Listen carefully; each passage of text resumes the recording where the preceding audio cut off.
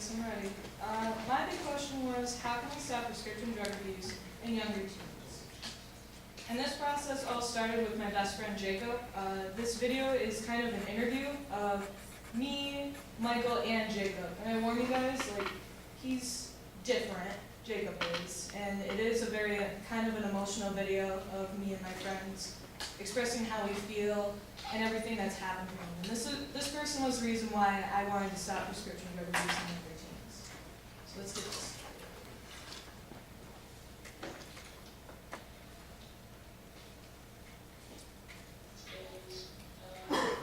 Jacob Parnell. Well, I mean, the whole entire reason why I'm actually doing this video is because I do care about my friend Jake a lot. And we've been friends like 3 or 4 years now. He was a very cool, nice kid. He was pretty, I wouldn't say basic, but he was kind of normal. Like, he had his little quirks and stuff, which made him a more enjoyable person to be around. But,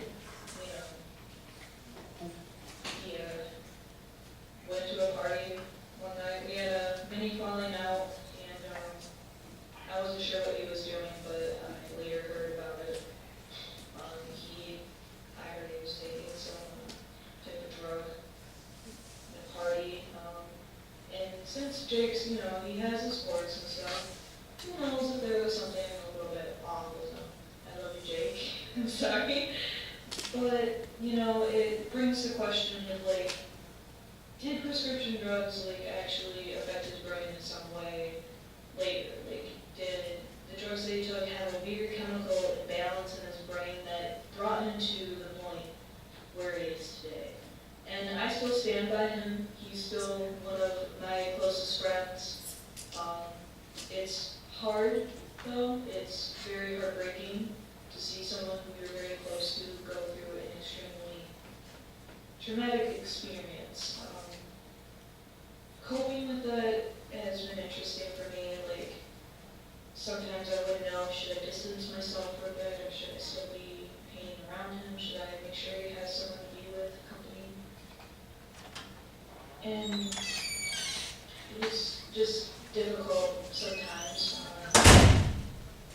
I guess some moments he didn't understand. One day we were driving around, and he didn't, I guess, how did I put it?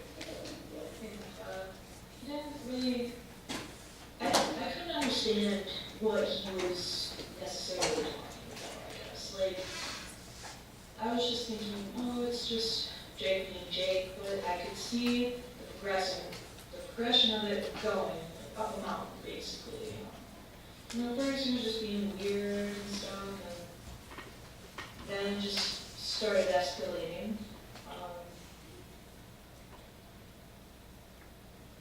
We were parked in my boyfriend's parking lot, and we were hanging out, and maybe a little bit of recreational use happened, and it progressed. It got worse.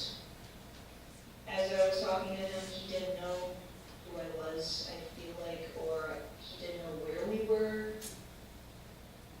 and nothing could compute. And it was almost like we were living in two different realities. Like, he was living in his reality, and I was in mine, wondering what the hell he's doing.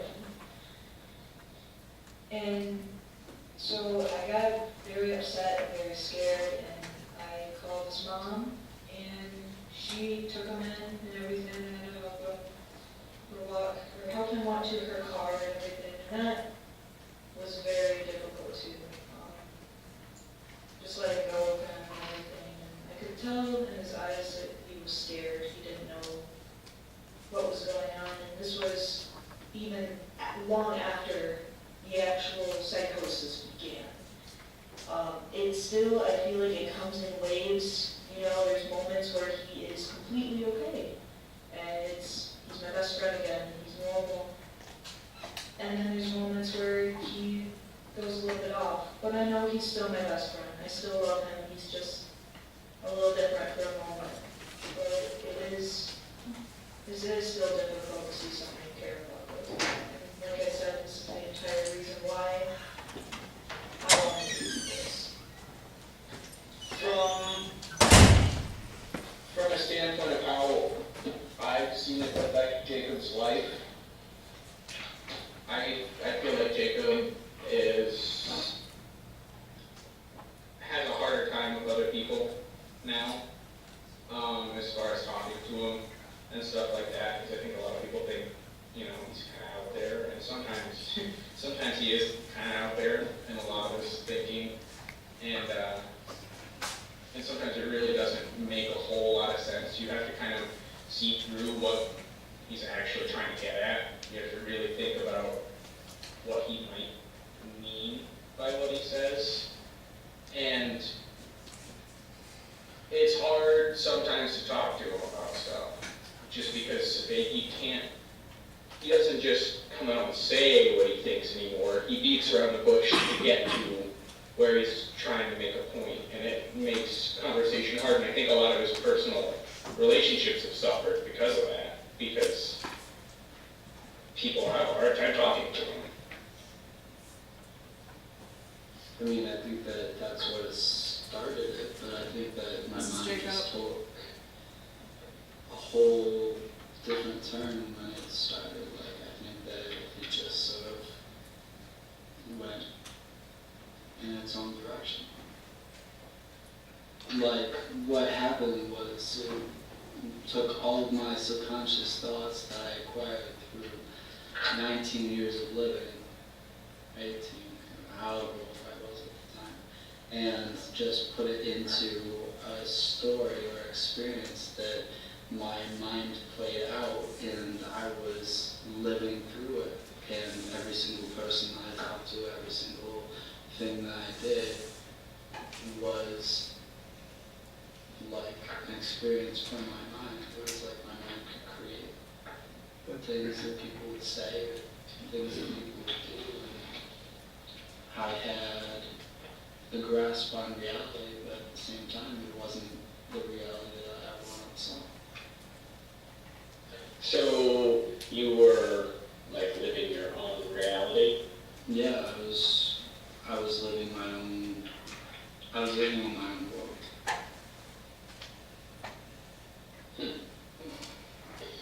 How do you think the psychosis has affected you and your friends and your social life? I mean, I've lost a lot of friends from it. And I think my social life has come to like nothing. And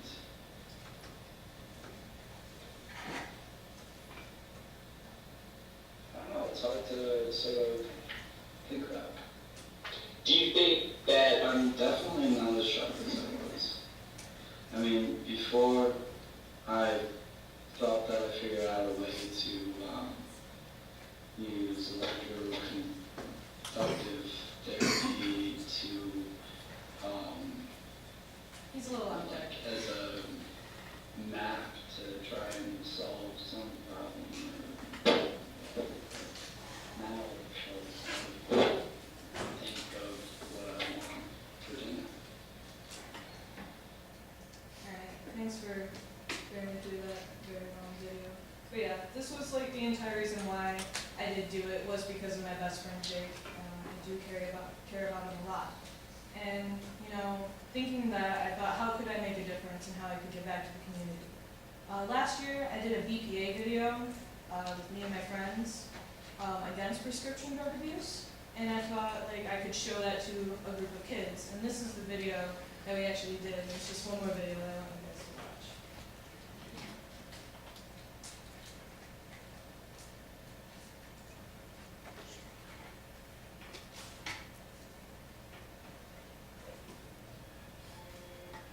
I knew that he had been going out, partying a lot, but I guess I didn't think of how it would end up affecting him, or us. The idea of addiction had never even occurred to me.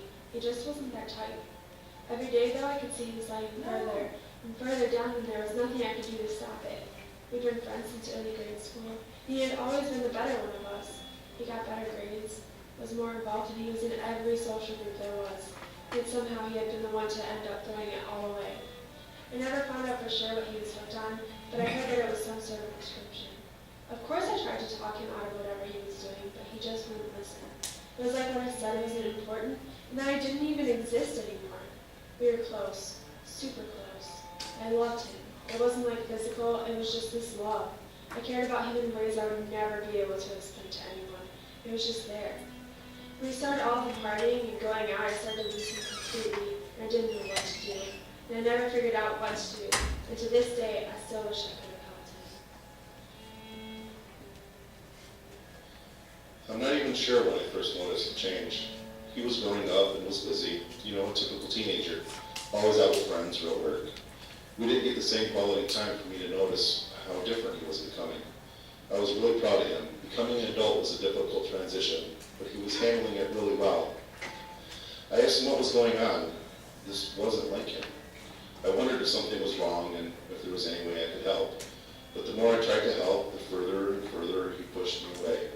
He stopped talking to me and his mother and spent most of his time alone in his room.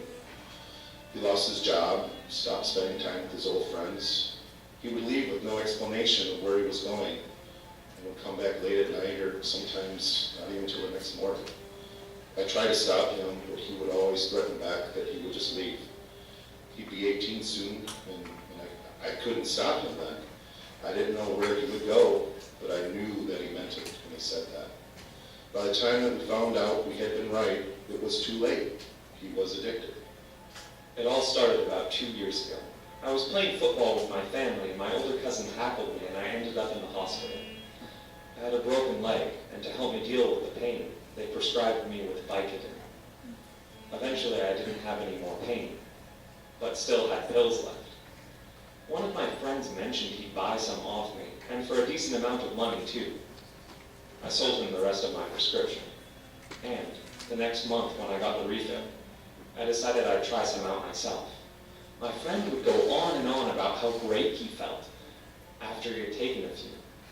So I took 4 of them, and the feeling was everything he had said and more. My parents always put me under so much pressure to do well, and somehow this just made school so much more bearable. Before I knew it, I was taking them daily. But the problem was that I had to keep taking more and more to get that same feeling I once had. All I wanted was to feel like the first time I had tried it, that feeling of pure bliss. But no amount of pills ever gave me that same feeling. Close, but never the same. Now I was running out of my prescription faster and faster, so I began to spend any extra money that I had on more. Before long, I ran out of spending money. I had no idea what to do. There were 13 days before my next refill, and I needed them to get through my everyday life. So I started to take money out of my savings account. Before long, there was no more savings account.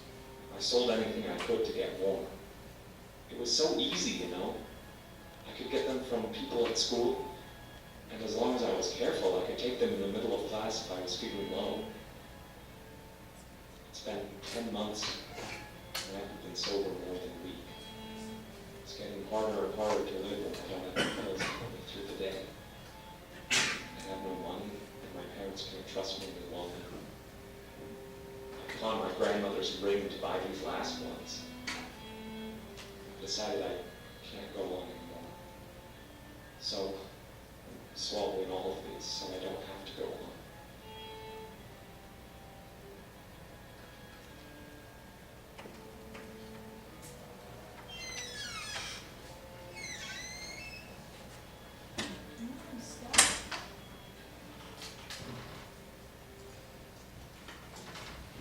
That's the video that I showed to a freshman class, and they really liked it.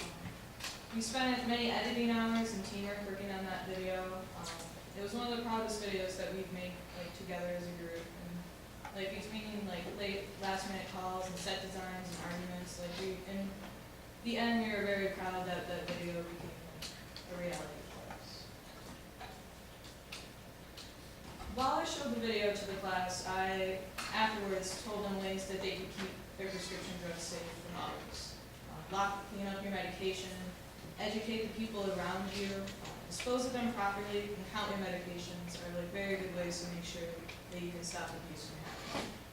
I also told them like where they could seek help if someone that they know or even they are dealing with prescription drug abuse or any type of addiction. It was just this nice place in Detroit. I gave them cards and phone numbers that they could call just in case like they actually did need help. My experience, well, it kind of was upsetting because I wasn't able to take pictures or anything like that because the kid couldn't have her photo taken in the classroom. But I mean, it doesn't mean that I can't still tell you guys about it. Some folks were like, people were proud of my video.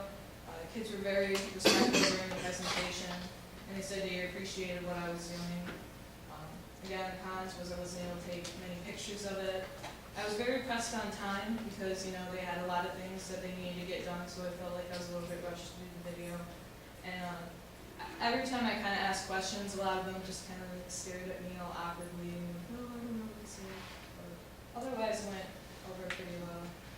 Some interesting things I learned through doing this, like keeping, you know, I found out new ways to keep prescription drugs away from peers and making sure that, you know, medications don't get mixed up. Another interesting thing was like a lot of prescription drugs that they do prescribe some people, they don't have a very long lifespan, so it is very difficult for some people to study the long-term effects of what it has on people. And through my friend Jacob, you know, like prescription drug abuse can lead to some mental illnesses or worsening. How I grew as a person, I got a way better understanding of my friend. After we filmed that very long, kind of awkward video, me and Michael actually like bonded with Jake again, and we told him like how much we actually do care about him. We do love him a lot, it's just a lot to deal with. And it was nice, because it's amazing how like one question can like make a huge difference in your life once you find the answer, and I'm very grateful that I was able to do this project.